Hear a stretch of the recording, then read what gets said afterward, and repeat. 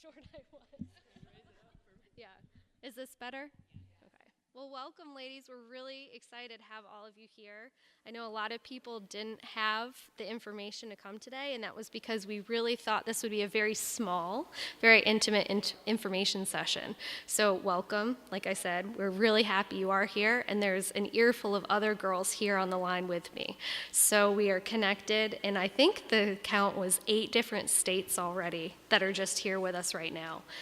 So I wanted to go ahead and introduce some people. We've been working on this for a little while, and we welcome you guys following us or also being involved somewhat organically and unofficially. And basically the holdup, as most things, is the IRS. We are currently filing as a 501c3 nonprofit, and basically that just has a couple little hurdles that we're questioning back and forth because they want to make sure that we are legitimate before they give us non-tax exempt status. So that's the holdup, but we are very organized and very real and very ready to get going. And the 3 prongs that we really wanted to focus on in the beginning was a network. So this is what we're doing already. And we had realized in our research that there's already an organization like this in Europe, in Australia, and in Ireland. So we're not late to the party, we're exactly on time. We've been in communications with those 3 groups as well, and it's really exciting, and they're actually proud of us for the work that we've been doing.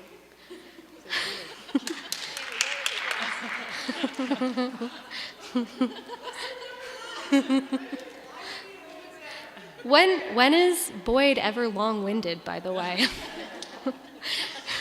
So anyway, that's the first prong, is our network. Give a little shout out to Boyd.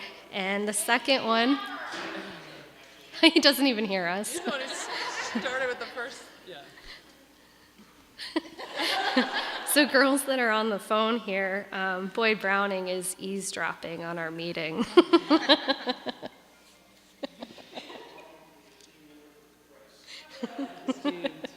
So the network, number 1, as is already intact. The second thing, we want to make a mentor program, and not necessarily a formal internship, not necessarily for 18 to 25-year-olds, and not necessarily for people in a 4-year formal education. As we all know, there's a lot of people that love horses, make this their second career. They don't go to college necessarily for some of the aspects, and we want more of a mentor than an internship, so we can truly match up people that are best suited to learn from, teach, and experience. So we need a lot of help with that. We have a lot of people here in the formal education setting that can help set this up, but we really want our chairperson, Kiki, who will show up momentarily. She has a big goal in that we can receive college credits for this as well if people want to go down that track. So we do need a lot of help in that regard to make this really serious and esteemed and valuable down the road. And then lastly, we want to do grants. So not necessarily scholarships, and it kind of goes into all the same veins that I said a minute ago. But, examples could be a bug girl that wants to move her tack, or someone that wants to experience the Southern Hemisphere breeding season. So things like that I think are really important. And again, they aren't scholarships, they're grant program. So those are kind of the 3 things we want to focus on and get started. But I know people like Kate brought up in a focus group we had in August how they tried to do something like this in the 70s for something as simple as getting toilet tissue in the girls' bathroom on the backside. So a lot of people have brought up different issues to us and different things to focus on. And we also want to say that those aren't not being acknowledged. Sorry, that was horrible grammar. But those things are important too, and if they're important to you, they're important to us. But we're going to start small, we're going to be very serious, and we're going to accomplish those things to the best of our ability before we go ahead and branch out and take over the world. So that's basically it for me. I'm going to listen to these girls in my ear, and then we're going to open up for questions and discussions as well. But I also wanted to introduce you all to some of the board members that we have picked. And you guys are here because we want you to be a part of this. It's not a membership organization, and your input has a lot to do with what we're going to do. So thank you again for coming.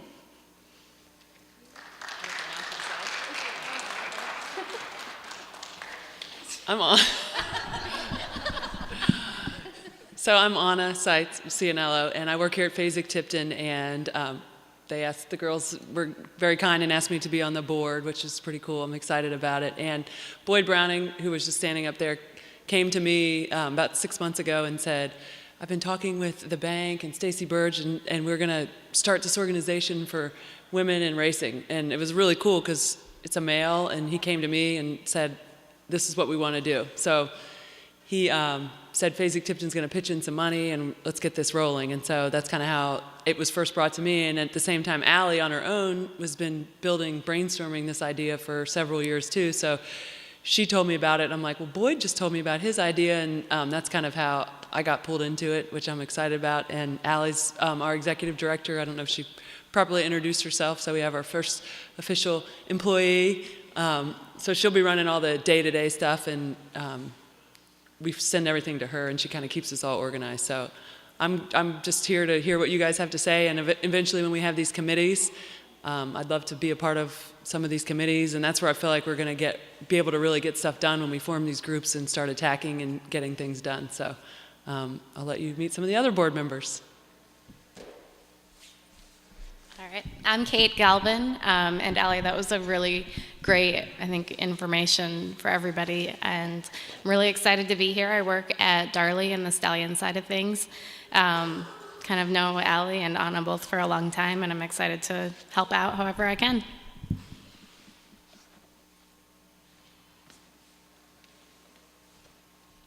I'm Susan Bunning. I look to be a little bit older than some of you all, so my experience in the horse business started as a youth, involved my grandfather had a farm, then my father was a trainer. I went to the track.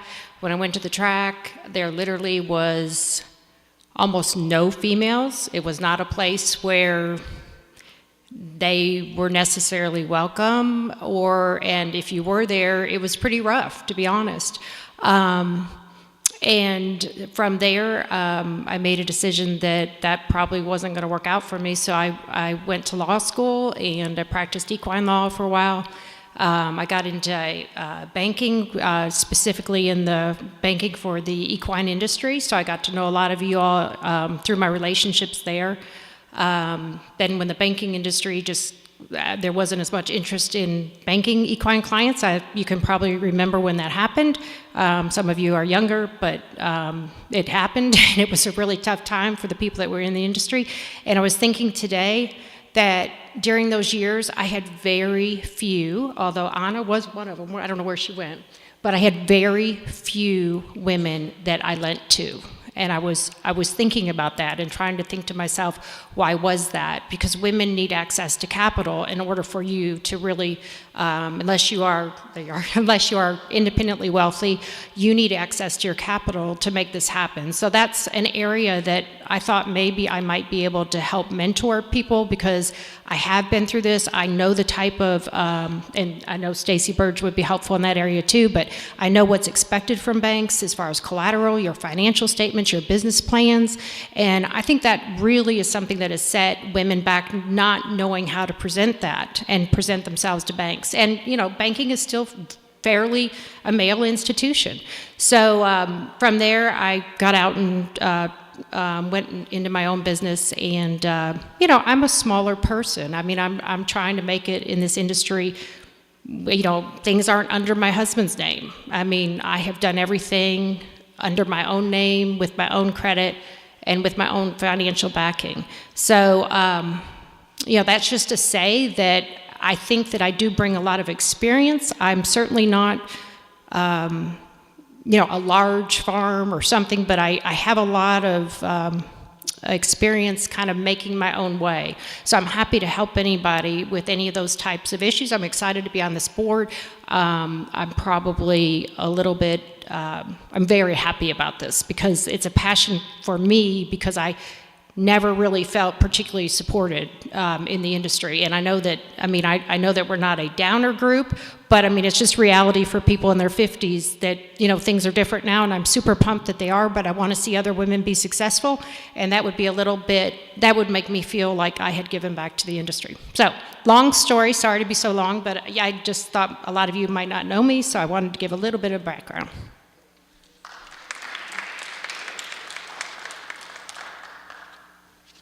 Hi, I'm Stacy Burge, and I work at JP Morgan Chase. And Susan Bunning was one of my very first mentors.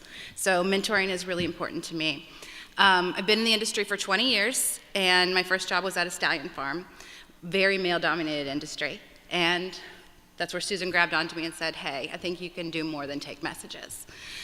So she taught me a bunch, and she introduced me to a bank, and I got my first job in banking, and I was a commercial banker in the Thoroughbred industry for about a decade, and I left to go work for one of my customers. And I managed the business operations of a large breeding operation and a fledgling racing stable during the economic downturn. So I've seen a lot, always worked for men, and enjoy that. Had an opportunity to go back to banking about a year and a half ago, and started talking with my husband, who's also a banker, and he started talking to Boyd, and we started talking to Anna, and I'm happy to be here. So I like my well-rounded experience, and I'm so happy to see all these faces here today, and I look forward to what we can do together in the future.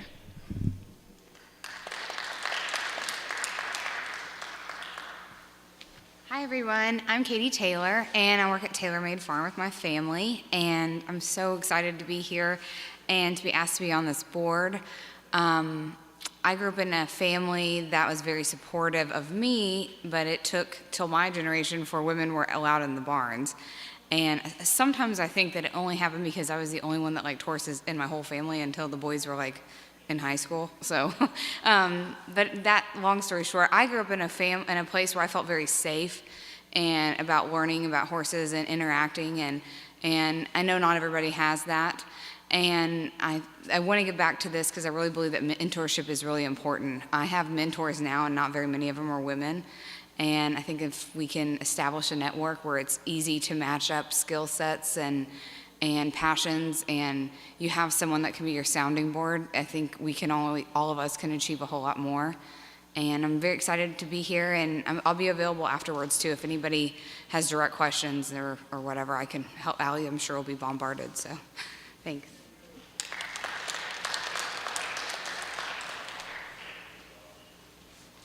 Hi, I'm Kiki Cortellis, and I have Town and Country Farms, and we started out with Arabian horses, and my dad started the Arabian Jockey Club, and Sheikh Mohammed had quite a few of his breeding stock with us, and after my dad passed and we saw the Sheikh kind of not continuing with the Arab racing, we decided to go into straight thoroughbreds, and we got a little farm up here and thought we'd come up with our mares and get them bred and then go back to our beautiful farm in Florida. And so 9 years ago we came up here and in August, and we never left. So we ran away from home and we never looked back, and we just love it. But it is a man's world. To this day, we just had our evaluations, and there's Frank and Mark Taylor and Shannon and Kurt and me, and here comes my employee with the horse and stops it right in front of them.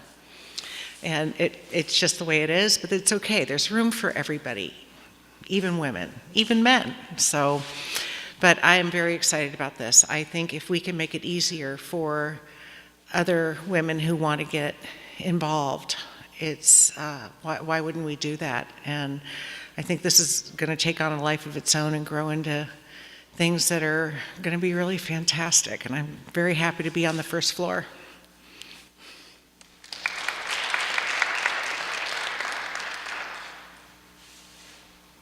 So we also have two other board members that aren't here today, and I'm happy to brag about them as well.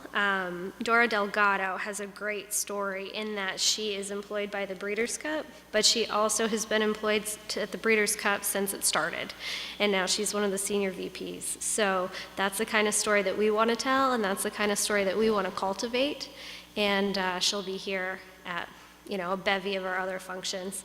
And then we also have Jamie Roth, and she has a great story as well. She currently owns and operates the L&J Foxwood stable, and she just got into the industry a few years ago. I think she's been racing for now her 5th season, and Rachel Alexander did all of that for her. And she just happened to see it on TV one day and be in the right place with the right time. And she told and made a promise to her family that she was only going to be involved in this industry if she could do it fairly, if she could do it as good as everyone else, and if she had a plan for the aftercare of her horses. So she really wants to be involved in that aspect. But to culminate everything that we're trying to do here and say is we want to build a very strong foundation from the beginning, and that's why we've asked everyone to come and help and hopefully volunteer a little bit of your time. Not too much, because I know it's busy, but a little bit to make this real and substantial and strong. And that's organizing some committees. So we had emailed, if you got the email, I know not everyone was on the list, you will be now. The committees that we had kind of talked about, of course, were grants and fundraising, networking, of course, events, an off-track community, because I think that there's a little bit of a gap between on-track and off-track people, and it would be much better for the horses and for the people to make a seamless transition for that. Also, we want to do racetrack and farm relations. So how can we not be just a no men hate group, because that's not our prerogative whatsoever, even if we all kind of think it once in a while. But to have the people from the farms support us and how we can also work with them in the racetracks as well. We have some people, like I said, 8 different states represented in my ear, and a lot of them do have great jobs at the track, and how the tracks can support us and how we can get more people outside that work in the industry and are just fans and build on that and get them there as well. So if you have any interest in those kinds of things, and of course the mentor program, then we'd love to talk to you. If you guys have any questions, I think we'll go ahead and start discussion. If you're not brave enough to go ahead and tiptoe into this mic like I am, then we'll just take notes and talk amongst ourselves. But I'll go ahead and stand in the back, and as the girls on the phone have questions, I'll come up here and we can all talk about them as well. Yes, so we also have built, a app, and so that will be the root of our actual network. Because we're not a membership organization, we want to protect everyone's contact information, but also have an open-based forum for us to all communicate. And so we have that available for, like I said, whenever the IRS says so. But we can start that and kind of learn and build it here today, and that's what the forms were for. So if you didn't fill out a contact information form, they're up there at the desk, and we'll go ahead and collect those when you head out. And we'll have a job board on there, as we called it in our focus group. Let's go ahead and call it our past performances. Let's call it our PPs, because we all have something to brag about. And you can post your resumes on there. You can post if you need to hire someone, if you'd like to move on, letters of recommendation, anything like that. And that's just one of the aspects of this app that we've built. But I think that that's a good tool, because we do want this to be nationwide, and then, like I said, build on to the other organizations. And then we also have a website. It's currently on hold, so if you go on the landing page, it's just thoroughbredwomensnetwork.org. And it just has right now the information to contact us, but that will be open and running, and we have a lot of big news that we can pledge on there. And then, of course, social media. I mean, who doesn't use it nowadays? So we have some girls here, not to put them on the spot, from Grand Slam Social, and we can all learn a thing from them. So if anyone has anything that they want to post or share, feel free to do that. We use the hashtag #DisStaffers, which I think is pretty clever and unused. So for those that don't know, that are just fans of the industry, a DisStaffer is a female-only racing event. And that's what we are, so let's use it. Anyways, we'll open it up for questions and discussions. I'm gonna grab my notepad, I'm gonna take the girls off mute, and I'm gonna go ahead and interact with them. So, not ditching you, but if anybody else wants to go ahead and chat and form groups or have questions, feel free. Yes. What do you mean with the on-track, off-track communication? So Kate asked about the on-track, off-track communication, and basically what I mean from that is obviously there's a huge spotlight on second careers for our thoroughbreds, and not everyone is in the sales realm, not everyone is on the stable side, and not everyone's on the stud farm side. And there's opportunities for people that just love horses and thoroughbreds in general. Where do they get these horses? If they don't have the networking or the opportunity to go to a place like New Vocations, then we can interact those parties or all three realms. And I think that this may be a good use for our network as well to connect all those dots, because there isn't anyone that's currently doing that harder than Anna is, and we all need some help. So that's kind of what I meant by that, bridging the gap. And then I was interested when you said that, there were networks like this in Australia and Europe. I feel like you're, like, so far the organization of this group is great. And were they as professional and as organized, or do you feel like we have more to gain or learn from kind of observing what they've done so far? Or can you tell us a little more about how they're... Of course. So Kate asked about the other international groups that are already in existence, and they're all in different kinds of focus realms and in their time frame of maturity. The most organized and the oldest one is in Europe, and it's called Women in Racing. They seemed to be geared more towards people that already are employed by the industry and gaining more managerial and executive roles within it. They've been really helpful to us because they have a fantastic charter. They started in 2009. They're a membership organization, and they've recently started funding research projects. So if you guys saw an article, I think it came out last week, about women jockeys being just as, that's what they funded. That was a research program that they did. So they're really good about having very serious events, really great keynote speakers, and they are very organized, but they're at a different level. Not so much the, hey, come race with us, it's great, or let's have a fundraiser for this person. They're very much how to amplify women in the executive roles of racing. The one in Ireland is called WINR, W-I-N-R, Women in, I don't remember, honestly. I think so. But they started just like this in last March. And they had a really great event that we should do sometime, but it's basically speed dating, just like this. So each person would spend 3 minutes with the one next to them. And we've reached out to them. They've also kind of piggybacked on the Women in Racing Europe. So they're going to be very similar in that they're already people in the industry. The one in Australia is kind of the flip of that version in that they want people at the races, they want to have events, they want to have fashion contests, and then cultivate fans into owners, breeders, etc. They are very much on social, they have their own magazine, that kind of thing. So we're kind of in the middle of all of them, I would think. And we all have the same goals in mind, I think. You know, this is very much something that, why wasn't this around 20 years ago? Or we've all thought it, why don't we do it? So I think down the road, what I would like to see, and I think what they would like to see, is all of us kind of aligning. You know, they've talked about having events at Breeders' Cup and hosting it at Royal Ascot, that kind of thing. And I'm not going to say no to that, so. Does that answer your question? Does anybody else have questions for me? Anybody on the phone? There's a question on the phone. Yes, ma'am.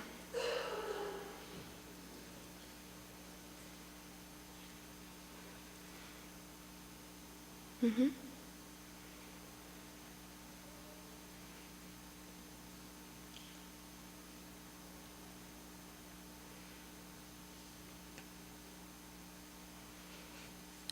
A 100%. So Caroline's on the phone. She works in the pari-mutuel aspect of the industry, and she wants to know if people like her are included in this group. And I would say hands down. You are in the industry. You very much work with all of us on a day-to-day basis, even if you don't know us by name, and you're an integral part of the industry because wagering is the only, this is the only sport where it's legal to wager, here at least.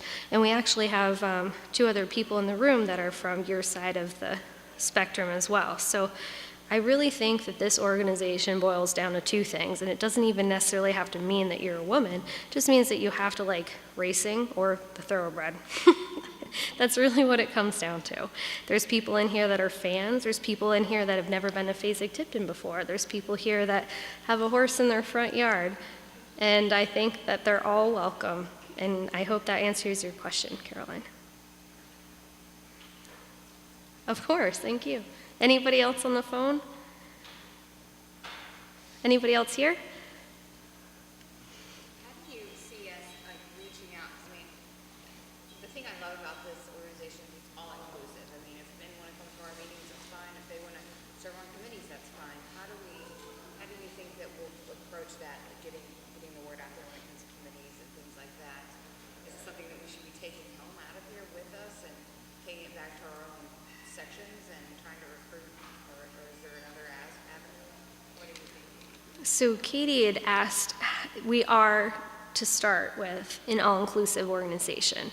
And I think that's probably the biggest take-home from today is that we're not exclusive of men, we're inclusive of all women.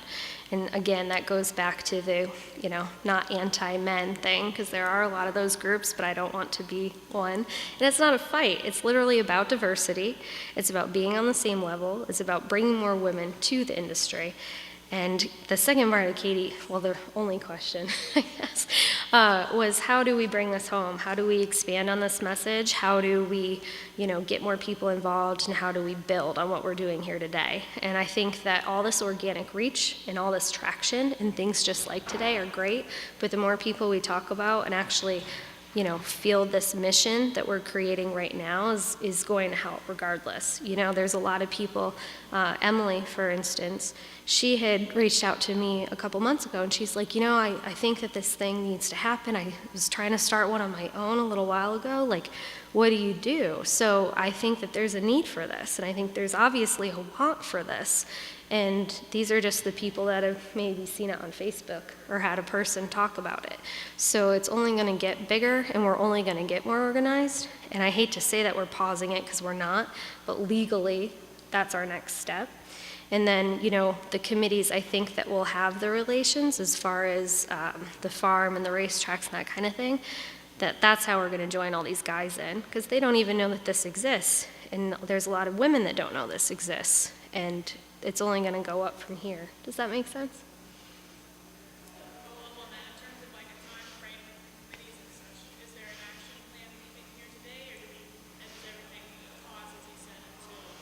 I don't think that the committees and the meetings have to pause at all.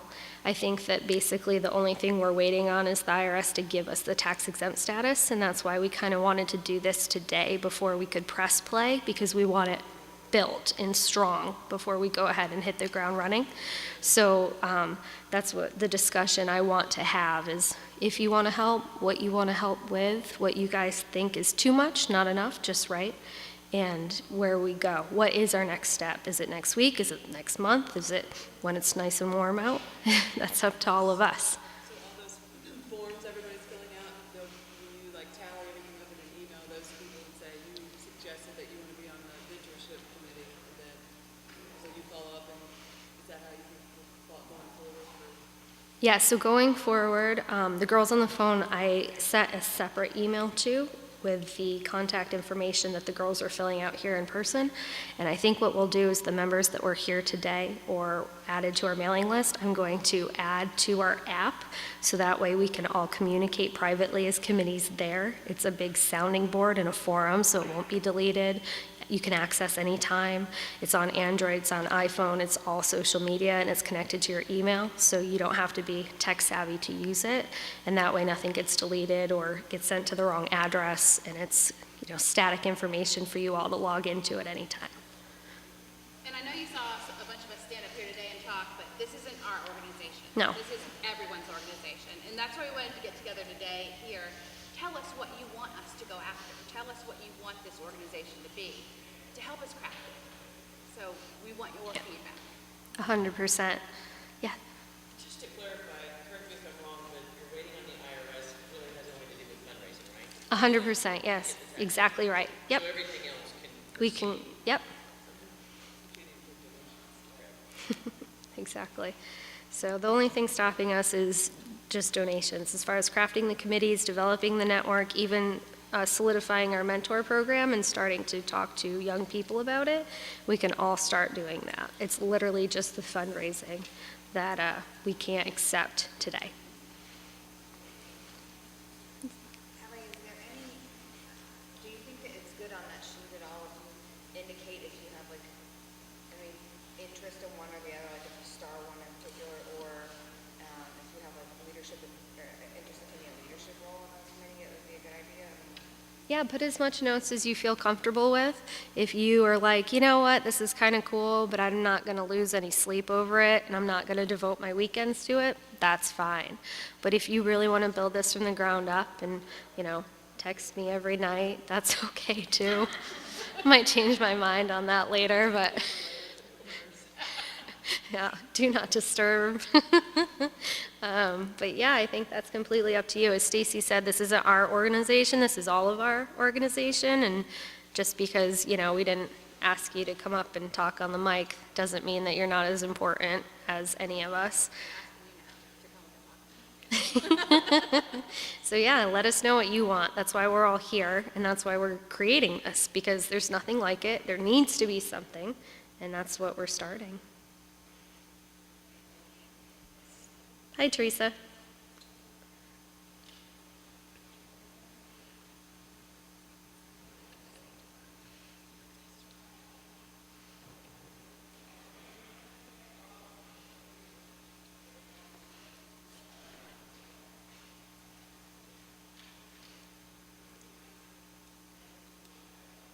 I agree. So Teresa just mentioned she was following up with a pari-mutuel, Caroline, that had asked the question earlier, and she thinks that women, that wager in general is a huge chunk that most people don't even think about.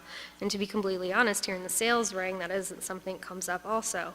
But that type of community is something that needs to be addressed and needs to be a part of what we're doing as well. I agree completely.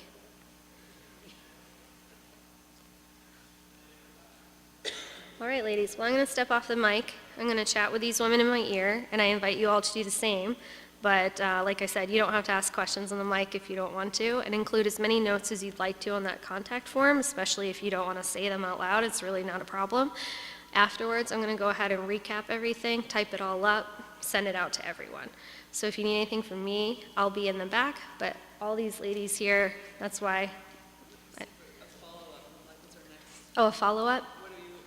We don't want to have too many meetings, and we don't necessarily have to all meet every time, and maybe it's going towards committee meetings, I think we'll break off into specialty groups, what we want to do, and then hopefully the next twin official meeting will be our launch in an event and at a racetrack and fun. Won't be in the cold, we won't have to be bundled up, and I won't have to stand behind this. So, all right, enjoy. Next time we'll have snacks and wine, too. Thank you.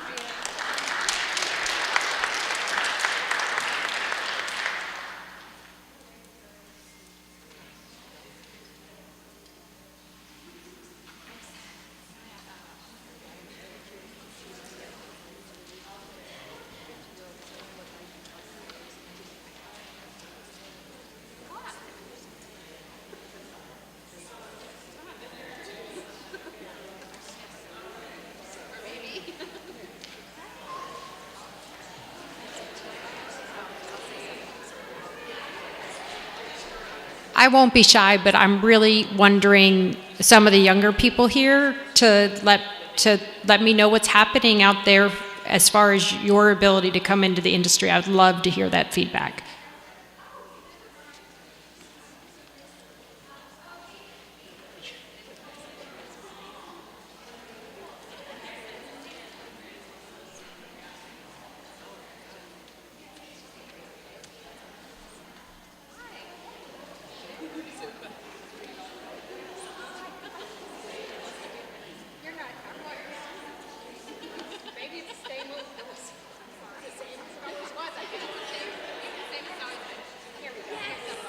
Okay, everyone knows that I'm a total loudmouth. Obviously, Meg's known that for a long time.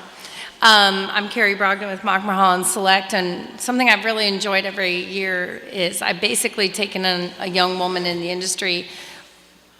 I do all the yearling prep. So from this literally the first Monday after the Derby, and I live at the farm until September. So I would love to be able to post and find somebody every year to do that. The past 2 years, they've just kind of fallen in my lap, and I have watched our guys tear these girls apart, and both of them made it, and the third one did not. And even though I'm there and I'm trying to keep an eye on everything, but I do think the strong would survive, and I would love to be able to post that. I am going to look for somebody again this year. I would love to do that if somebody would be interested, learn about yearling prep. I mean, we're going to have 74 yearlings, 75, 76 yearlings today. Yeah, 2 more just added, anyway. But so to me, it would be great to have, I know Meg could probably do that, and there's some other farms here that I would love to have I don't have a full-time position, but I have a great way of getting somebody's foot in the door. And if they want to work side by side, I have a guest bedroom in my house. They can travel with me as long as they're animal lovers. But to me, you know, with my dogs and stuff. But to me, because they ride with me everywhere. But if we could have some way, and I know they were talking about doing the app, but obviously when you're working that kind of close quarters with somebody, you really need to have somebody that works with you and your type of personality. But I think there's going to be a lot of opportunity like that kind, and I just want to make sure there's a way. I want to do it. I just need to know how I can put it out there so that I don't actually mind taking 2 people on.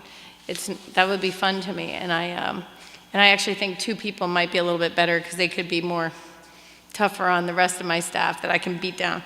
But so just. Yeah, a job, it is, they would work full-time. I mean, a job board, it's interesting, but it's a start and end period. I know, I was actually talking to Leslie Campion about it today, where I said, you know, wouldn't it be kind of cool in Paramount if you had somebody that could help you all the way through the sales season, and then if they're a good person, you could launch them on full-time. You know, it might be a really good way of finding, you know, full-time people, so just. It is paid, okay. Yeah. Okay. Is Anna Ford still here? Did she leave? Okay. Well, all 3 that I started with, the one girl came from Claiborne and could not handle it. But the other 2, one must have been Claiborne's fault. No, I'm just kidding. Totally kidding. But yes, they would kick right on to sales September. The only hard thing why it's temporary with me is because I go back into the office to do merit bookings afterwards. But it's a great way of everyone getting hands-on and finding out if, like, 2 of the women, one is still hands-on 24/7, and the other one decided she was happier in the office. But I just meant ultimately, we all have that need, and I know we're dealing with an employee shortage too.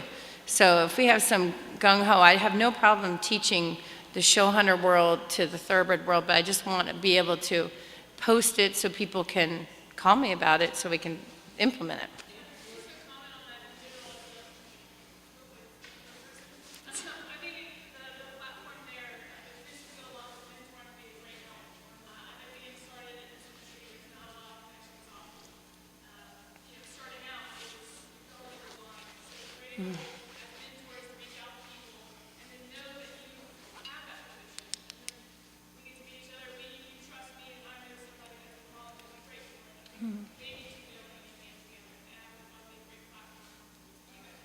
So that would be more of what we're talking about. You'd have an app, or you'd have kind of like a Match up. Do you want to talk a match. Okay. You want to come up? Carrie, I think this might go hand in hand with what you're talking about. Anna Ford, who runs New Vocations, came up with an idea in Saratoga about like a pre-mentorship program where she could vet, people could come and work for her and volunteer at New Vocations and learn, because like Hallie said, they need help. They don't know where to start. They might not ever know how to groom a horse, and Anna could teach them the basic things.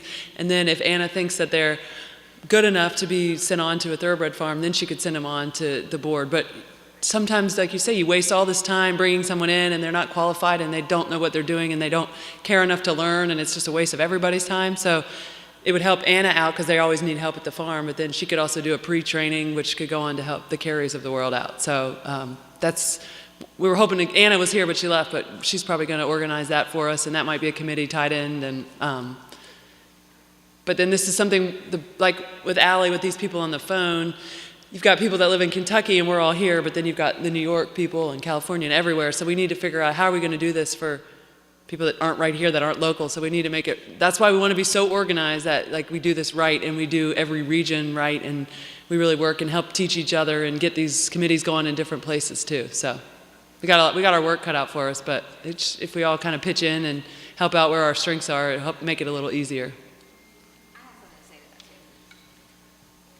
So one thing about mentorship that I think is really important is I grew up in a family where we've all been sort of groomed our whole lives, and there was such this huge focus on horsemanship, and I think horsemanship is very important, but it's limiting. Like at TaylorMade, for instance, we have a marketing department, we have a research department, we have accounting, we have HR, and you could come out of school with an HR degree and a love of horses and then want to work in the industry. We need to be able to put you with an HR person, at TaylorMade or wherever.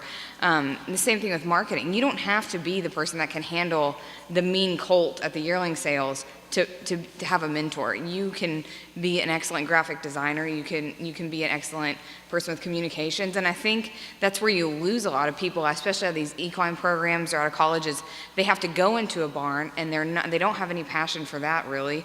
And then we end up losing talent that we need in other areas. And for us to be competitive with these other luxury businesses like yachts and everything else that we're fighting for money from, we have to be able to present it to people in a way that they like to have it. So I mean, web designers, app designers, anything like that, that's another way we need to get them in here. So I think mentorship, and even at new vocations, they have to have their own marketing.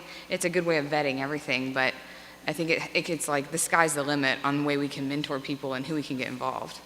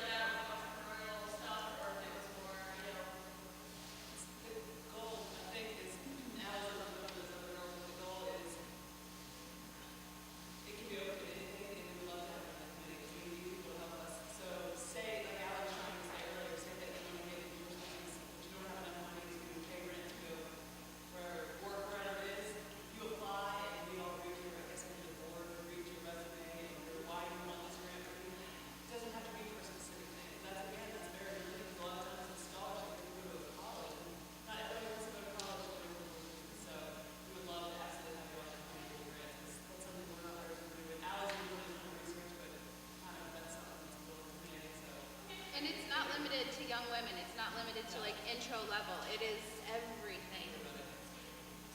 Next step you want to take in life. Let us know what it is.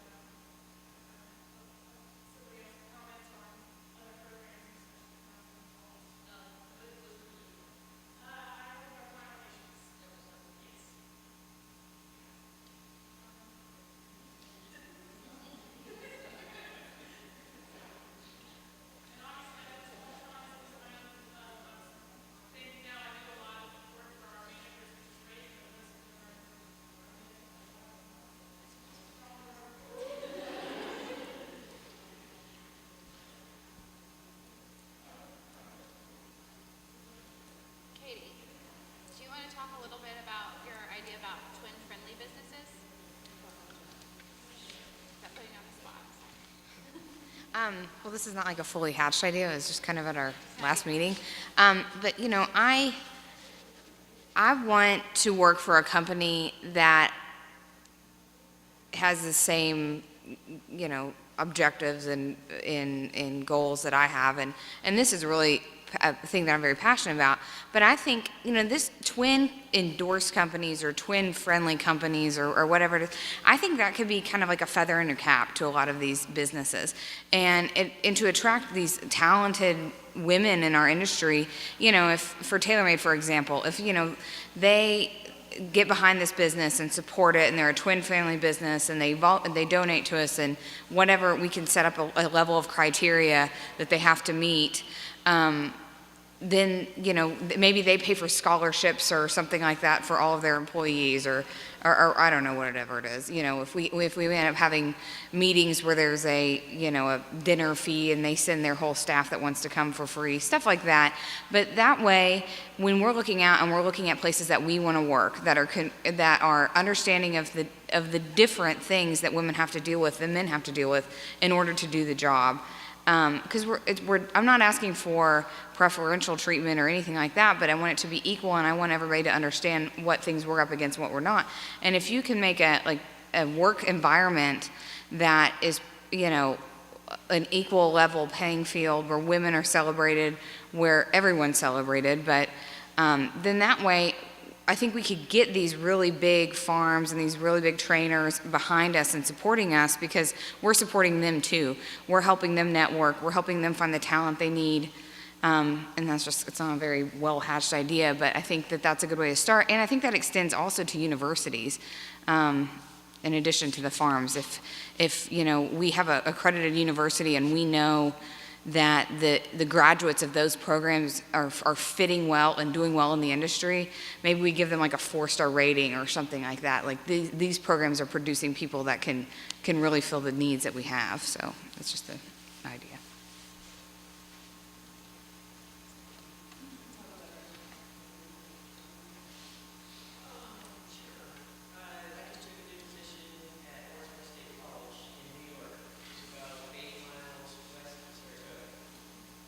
And they have an equine thoroughbred racing management program. I've been there 2 weeks. I think it's very important for all equine programs to have some way to evaluate